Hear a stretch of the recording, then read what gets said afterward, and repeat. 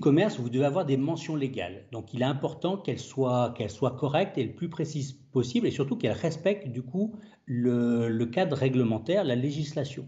Donc, vos mentions légales, évidemment, il doit avoir toutes les mentions qui concernent votre société. Donc, le nom de la société, son adresse, le moyen de la contacter, mais également tout ce qui touche à son enregistrement, ça veut dire son enregistrement en tant que SIRET ou au registre du commerce. Vous devez avoir la TVA intracommunautaire, si vous êtes assujetti à TVA, et également toutes les informations qui concernent le directeur de la publication ou le directeur de la rédaction, donc la personne qui est en charge du contenu du site. Également, il faut mentionner les informations liées à l'hébergement de votre site e-commerce, donc en fait, qui est votre hébergeur. Ça fait partie des points de base. Un autre point est lié aux déclarations CNIL. De fait de la RGPD qu'on verra par la suite, vous avez dû en fait faire une déclaration CNIL pour dire en fait qu'est-ce que vous capitalisez comme information personnelle liée à vos clients ou prospects.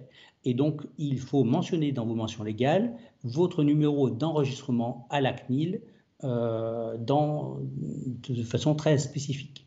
Autre point, il y a 3 points de détail sur lesquels je voudrais accentuer mon propos. Première chose, pour certaines professions, vous avez une autorité de réglementation et de tutelle.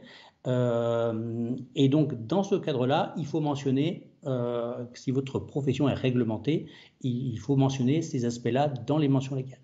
Si également votre société est en liquidation ou en dissolution, ça doit faire partie de l'évolution de vos mentions légales et de le préciser au niveau de votre site e-commerce.